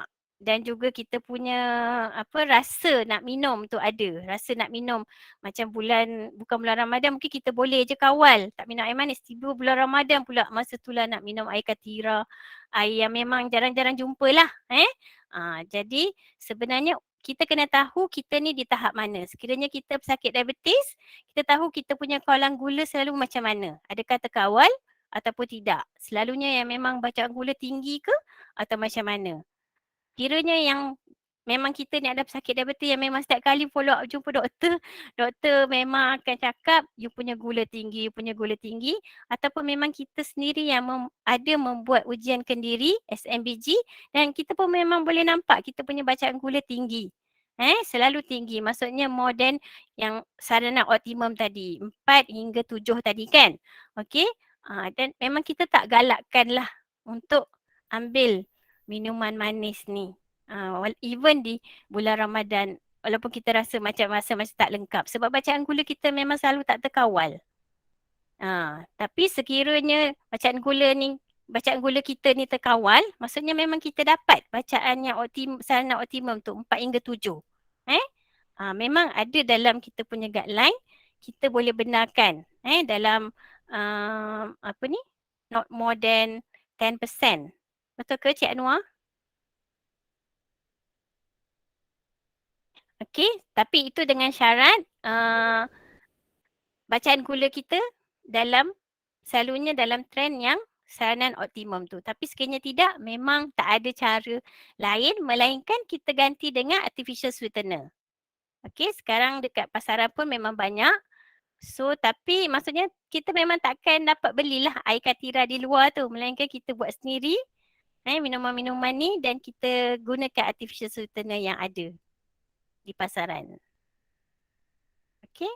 So, sebab bila kita nak tempuh bulan Ramadan ni, kita selalu sarankan untuk pesakit diabetes, buat kawalan sebelum bulan Ramadan tu. Memang kalau kita dah set, sepatutnya kita kena dapatkan saranan gula yang optimum tadi tu sebelum nak tempuh bulan Ramadan ni, supaya kita boleh berpuasa dengan jayanya lah sepanjang bulan Ramadan. Okay? Jawab ke kepada soalan tadi? Boleh ya Encik Fatah tadi? Fatah Adin? Okay, 10% tu Puan Zai, katalah kalau kalori dia 1,500, 10% tu dalam 150 kalori kan? Lebih kurang dalam dua sudu makan lah. Pada orang yang mempunyai kawalan gula yang baik lah. Ya, dengan syarat kawalan gula dia terkawal lah. Okay. Dan kalau nak info yang lebih lanjut, boleh jumpa dengan dietitian lah. Untuk kita bincang lebih details. Okey, itu juga saya rasa menjawab soalan daripada Syahira Hanis. Okey, dia nak tanya pendapat Puan jika pesakit diabetes menggunakan artificial sugar atau Monk's fruit sweetener Lokanto untuk minuman atau dessert. Ya, setakat ni memang tak ada isu untuk pengambilan artificial sweetener. Sekiranya perlulah, sekiranya sakit diabetes, sebenarnya kita sarankan untuk ambil minuman atau makanan tanpa gula. Okey, itu yang seelok-eloknya lah. Tapi sekiranya macam memang tak boleh, memang nak juga ada rasa tu, especially kalau macam bulan Ramadan ni, nak gantikan air-air macam air yang manis tu kepada artificial sweetener. So, tak ada kita kata kontraindikasi, tapi masih ada kawalan dari segi kita panggil ikut saranan artificial sweetener tu lah berapa banyak yang dibenarkan untuk ambil. Okey? Boleh jelas tak yang tu? Maksudnya berapa banyak yang kita nak guna tu ikut saranan dekat artificial sweetener tu punya panduan. Okay, tapi seelok-eloknya kalau kita boleh minum air tanpa gula, maksudnya kita boleh sediakan macam contoh air barley tanpa gula, maksudnya dia ada sedikit rasa barley, air lemon tanpa gula, jus buah boleh? Jus buah tapi kena tengok juga sebab buah tu tadi kita kira ikut proportion karbohidrat. So kena hati-hati juga kat situ, takut terlebih lah. Okey Puan Zai, saya kira ini ada dua soalan yang terakhir daripada ruangan aktiviti daripada Q&A pada aktiviti punya soalan. Dia tanya, Assalamualaikum Puan, saya Hamidah dari unit dietetik Sarjan Hospital Pekan. Nak bertanya, contohnya kalau gula dalam badan seseorang tinggi untuk kali pertama check up, adakah bermakna dia telah mengidap diabetik? Walaupun selepas beliau mengawal cara pemakanan dan telah mengambil ubat luar. Boleh tak kalau ambil kurma sebanyak 3 biji dan minum air masak sewaktu sahur untuk pesakit diabetes? Okey, untuk soalan yang bertanyakan adakah dia dianggap pesakit diabetes ataupun tidak, untuk yang bacaan tinggi tadi tu, tak berapa clear dia telah didiagnose sebagai pesakit diabetes ataupun dia masih lagi dalam fasa confirmation lagi. Soalan dia agak keliru kat situ. Cumanya untuk soalan yang dia mengambil kurma dan juga minum air kosong tu, sekiranya dia pesakit diabetes, macam tadi agihan untuk contohnya dalam 1,200 kalori, kita letak kat situ 3 untuk bersahur. So kalau dia ambil kurma tu baru dalam 1 pertukaran karbohidrat lah. Jadi dia ada kurang 2 lagi pertukaran karbohidrat kat situ. Okey, jadi maksudnya hidangan dia tidak lengkap lah untuk sahur tu. Jadi kalau boleh tambah hidangan macam menu utama macam nasi ke, roti ke, and then mungkin ada proportion protein kat situ. Dan lebih elok kalau ada sayur-sayuran lah untuk pastikan hidangan tu seimbang dan juga cukup keperluan kalori dia. Okay? Betul kan Puan Zai, memang sangat penting untuk mengambil makanan yang seimbang lah, yang mempunyai Ya. nutrisi yang cukup. Ya, Okey? sebab Okey. saya pasti ramai yang kadang nak cepat kan, nak sahur tu ambil benda yang mudah-mudah. Tapi sekiranya anda bersakit diabetes, amat penting lah untuk kita tekankan konsep pengambilan kalori yang mencukupi dengan jumlah agihan yang betul. Okey, ada lagi satu Puan Zai, dia tanya daripada E-Boy 6578. Assalamualaikum Puan. Nowadays banyak jenis makanan dan minuman yang jenis sugar free or no added sugar. Adakah okey bagi penghidap kecil manis untuk mengambil sebanyak mana mereka mahu? Apakah pandangan Puan mengenai ini? Okey, kalau macam minuman yang memang dia cakap sugar free tu, maksudnya memang tak ada ni lah, selalunya mereka akan gunakan artificial sweetener, right? So untuk macam jadikan sebagai minuman semasa berbuka puasa ke apa tu adalah dibenarkan lah. Dengan syarat memang claim dia tu betul lah. Iaitu sugar free. Maksudnya dia memang tidak menggunakan apa-apa bahan daripada sugar dan kebanyakannya mereka ini akan menggantikan dengan artificial sweetener lah. So tak ada isu lah kat situ. Dengan syarat memang semak betul-betul lah.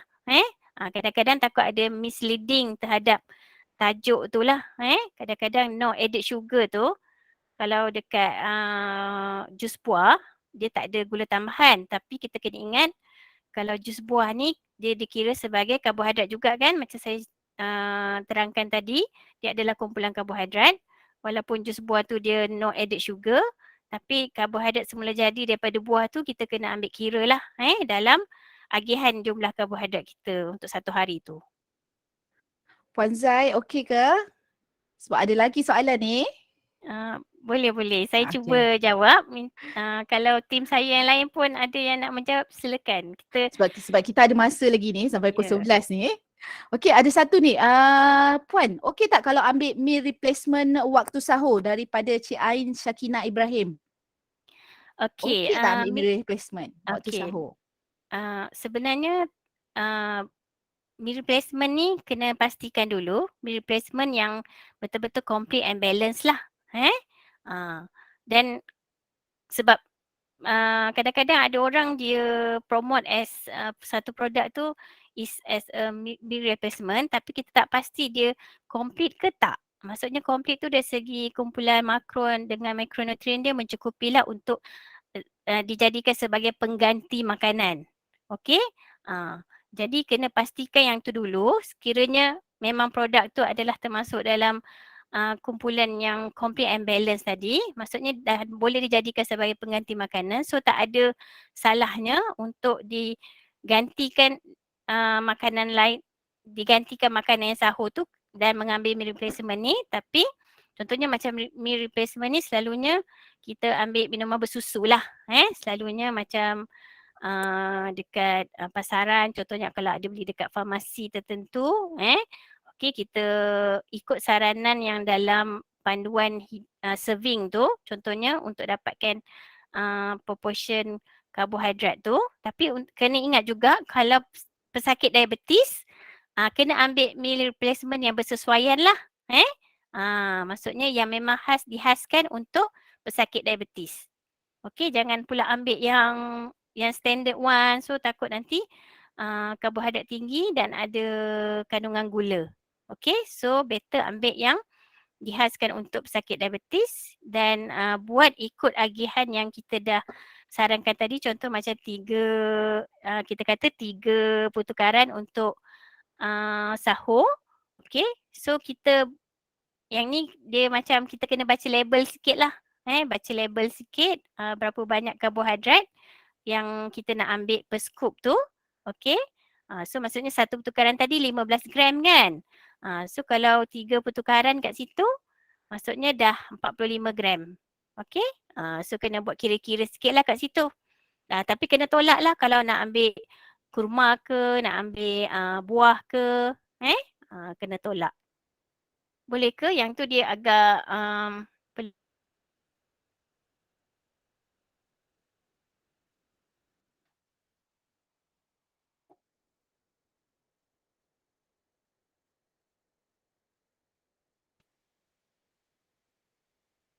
Boleh dengar ke Puan Zainura? ya boleh.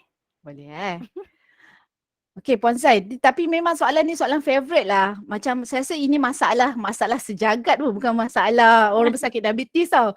Puan macam mana nak elak craving minum manis? Ada tips tak? Okey. Yang ni untuk pesakit diabetes lah kan? Ke untuk umum ni? Boleh Kalau dua-dua pun craving boleh. minum manis ni saya rasa macam rata-rata lah. Bukan yang non-diabetes pun, kita pun kalau yang on diet pun kita memang akan ada perasaan craving minum manis ni. Tapi yelah macam mungkin ada juga yang lain boleh bantu saya untuk bagi tips ni. Tapi macam tips yang secara spesifik tu, maksudnya kalau kita ni pesakit diabetes, kita konsep dia adalah kita memang kena kawal pengambilan karbohidrat, especially gula ringkas. Okay? Jadi nak tak nak memang tak boleh larilah dari segi nak hadkan pengambilan gula ringkas. Tapi macam saya cakap tadi, alternatif dia adalah kadang-kadang kita nak macam ada rasa tu je kan, rasa manis tu. Jadi kalau kita dah biasakan diri kita dengan minuman yang tak ada gula, insya-Allah craving tu tak ada kot. Maksudnya macam kita boleh switch pada air, nak bagi rasa. Kadang ada orang saya tahu dia macam rasa payau je minum air kosong. Dia macam tak boleh minum air tu tak ada colour. Dia nak macam even mak saya pun dia nak air tu ada colour. Tak kisahlah dia tawar pun. Tapi nak ada warna merah ke, warna apa-apa warna lah. Tapi dia boleh je minum air tanpa gula. Cuma just dia rasa macam bosan. Ataupun dia rasa tekak payau sangat minum air yang tak ada gula. Jadi letakkan perisa tu dari segi yang bukan gula lah. Macam lemon ke, mungkin barley ke, tapi still tanpa gula. Mungkin boleh cuba green tea ke. Tapi kalau macam apa tadi? Ataupun artificial sweetener tu tadilah. Tapi itu pun sebenarnya kita tak nak lah galakkan. Tapi kalau dah memang rasa craving nak gula tu, mungkin boleh gantikan dengan yang itulah. Tapi mungkin kawan-kawan saya ada yang boleh nak bagi tips lain untuk soalan tadi. Ada ke? Kalau saya tuang separuh gelas dulu Mak Zai. Minum sikit lah. Lepas tu air kosong lah. Lepas tu bergelas-gelas yang kemudiannya air kosong. Okey. Tapi sebenarnya saya nak cakap lah, sebenarnya dalam pengurusan diet semasa yang ada kencing manis lah. Bukannya semasa Ramadan saja. Maksudnya masa saya cakap tadi, kalau kita buat ujian kendiri SMBG tu secara rutin, sebenarnya kita boleh tak ada yang kita kata rigid lah. Maksudnya kita boleh tahu dekat mana yang kita nak kawal. Kita dah kenal dah makanan-makanan ni yang macam mana yang akan efek gula kita, banyak mana, sebab setiap orang ni dia tak sama. Okey? Walaupun saya cakap 1,200 tadi, individu A, individu B pun 1,200, tapi tak semestinya dia akan dapat bacaan gula yang sama. Walaupun dia follow diet yang sama.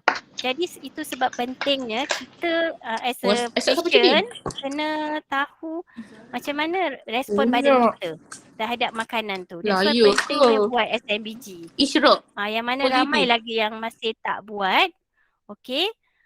Jadi dengan itu kita boleh adjust kita punya pemakanan. Kita boleh kenal. Okey, kalau saya makan macam ni, bacaan gula saya okey sebenarnya.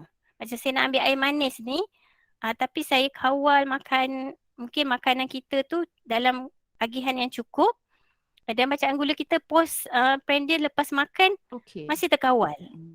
Jadi itu yang sebenarnya yang kita nak untuk pesakit diabetes kita. Okey, Puan Zaidah, saya rasa ini soalan yang terakhir lah untuk hari ini. Okey, uh, daripada Muhammad Hafizuddin. Okey, soalan dia lain sikit. Saya nak tanya macam mana dengan pesakit kritikal yang ada diabetes hanya guna tube feeding? Pesakit masih perlu berpuasa atau kan teruskan feeding macam biasa? Okey, ini maksudnya mungkin saya rasa ni patient ni mungkin di rumah rasanya. Mungkin di home tube feeding sebab kalau di setting hospital memang kalau patient kritikal memang tak akan berpuasa lah. Melainkan dipuasakan untuk certain prosedur. Okey, untuk prosedur yang memang dah ditetapkan untuk perawatan atau sebagainya. Okey, tapi kalau macam patient di rumah mungkin dia adalah pesakit diabetes dan memang dia makan melalui tube. Okey. Dan juga pasien-pasien ni macam tadi kita ada kriteria kan yang pesakit yang berisiko berpuasa. So pesakit ini mungkin dia ada complication ataupun dia ada masalah kesihatan yang pelbagai. Dan pesakit-pesakit seperti ini memang tak digalakkan untuk berpuasa lah. Dan pesakit-pesakit macam ni sekiranya ada pelbagai masalah kesihatan ni memang perlu keperluan pemakanan dia yang secara cukup secara harian tu amat penting lah untuk memastikan pesakit tidak mengalami malnutrisi. Jadi saya tak rasalah pesakit yang dimasukkan ni sama ada, saya rasa di rumah kot maksudnya yang makan melalui tube. Bagi saya dia tergolong dalam kategori pesakit yang berisiko lah untuk berpuasa. Tapi kalau di hospital memang pesakit seperti ini memang tidak akan berpuasa lah. Okey, jadi jam pun dah tunjuk 10.50 pagi. Okey, jadi saya kira kita sudah hampir di penghujung webinar hari ini. Jadi sebelum kita bersurai kita nak ambil gambar dulu. Boleh ke masing-masing boleh buka kamera? Okey, kita nak tengok hari ni ramai ni ada tadi sampai cecah 500 orang Okey, jadi kita akan ambil gambar dalam few session. Okey, masing-masing boleh buka kamera. Kita nak tengok wajah anda semua. Okey, walaupun anda jauh di mata tetapi dekat di hati kami. Okey, jadi sudah bersedia kah? Urus setia? Okey, terima kasih pada Puan Zainora atas maklumat dan info yang banyak pagi pada ini. Tuan-puan pun semua terima kasih kerana hadir pada webinar kita. Okey, dan sebelum keluar, pastikan puan-puan mengisi borang maklum balas. Maklum balas tuan-puan semua amat penting bagi kami untuk kami menambah baik lagi program seperti ini. Okey, kita ambil gambar dulu. Okey, sesi yang pertama. Okey, 1, 2, 3, smile. Kalau yang seorang tu boleh lah buka mask. Okey, kalau yang dah ramai tu tak boleh lah. Senyum semua. Okey. Untuk yang kedua. Okey, dah bersedia ke Cik Noah? Okey, kali kedua, sesi kedua. 1, 2, 3. Puasa. Okey, sebab ramai kita kena ambil banyak sesi. Okey. Okey. Yang ketiga. Okey, raya. Okey, nak berapa kali ni Cik Noah? 4 kali. Okey, ini yang terakhir, special. Kita pun tak tahu kita dimasuk gambar yang mana kan. Jadi bersedialah semua Okey, 1, 2, 3. Bijak merancang diet anda. Okey, terima kasih tuan-tuan dan puan-puan semua atas kesudian meluangkan masa bersama kami pada hari ini.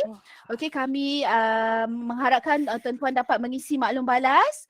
Okey, dan biasanya terima kasih banyak Puan. Okey, kalau kita nak dapatkan info ataupun maklumat yang tepat mengenai pemakanan, okey, sentiasa berhubung dengan pegawai dietetik anda.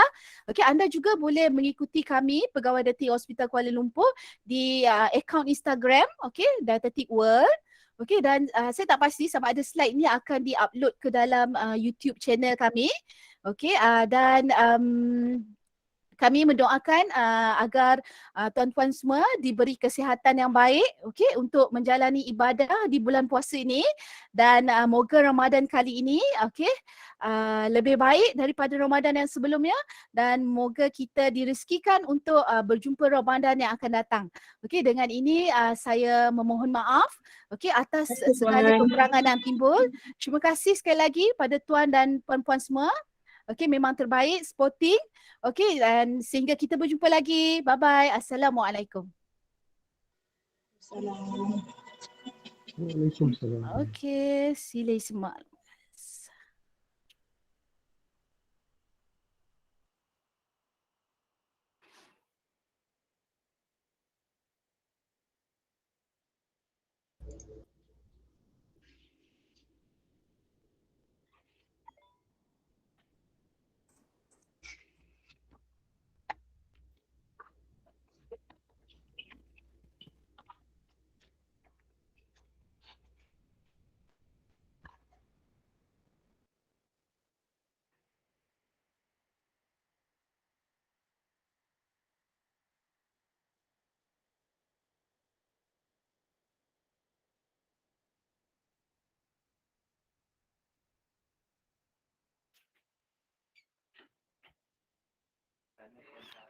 Aduh, okey. Okey.